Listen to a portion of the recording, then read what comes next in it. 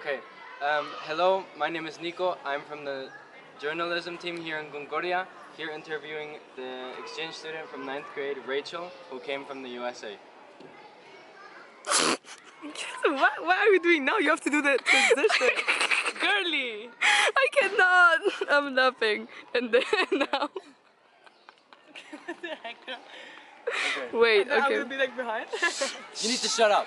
Okay. So, how do students typically interact with teachers in your home country compared to here? I would say it's a lot more formal. There's less, it's less personal, really. Here, teachers will talk casually with students, but in the U.S., it was really just all business, I guess. Teachers would really only speak with students, like, if they needed to, but here, they'll have conversations every now and then. Were there any challenges you faced in adapting to the new school environment? And if so, which challenges were there? Obviously, one was the language barrier. Sometimes classes can be a little hard on me because I'm constantly trying to translate stuff in my head.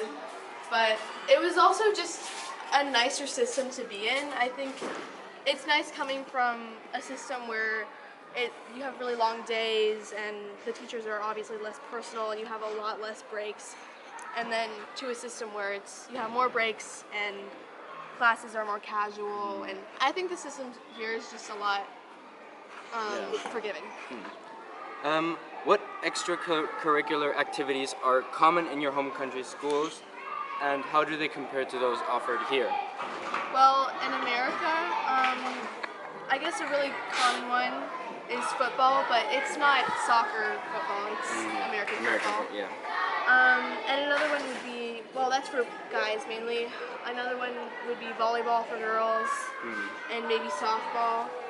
Sports are really important in American schools. I feel like they make a really big impact on the culture. And we also have a fair amount of different clubs that students can be in.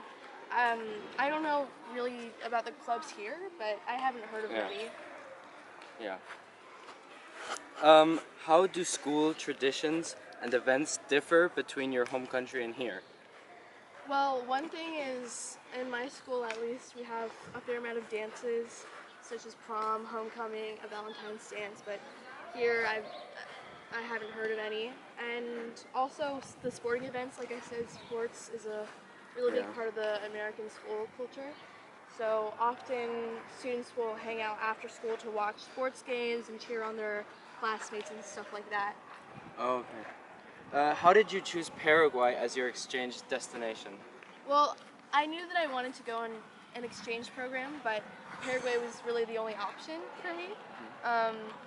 This school is the only school that my school does exchanging with. Oh, okay. What has been the most surprising thing about Paraguay that you've experienced or seen so far? Definitely either the weather or the people being so friendly. I wasn't expecting the weather to be so up and down and just unpredictable sometimes. And as for the people, everyone just being super nice and sunny.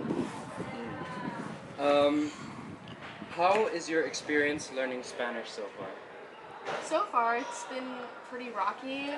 When I first got here, most people only spoke to me in English, which was nice for the first part because then I could get to know people.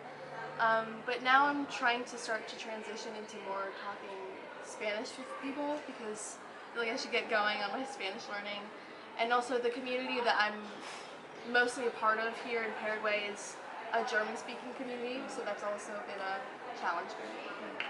Well, thank you for answering the questions. Thank you for your time. See you next time. Okay.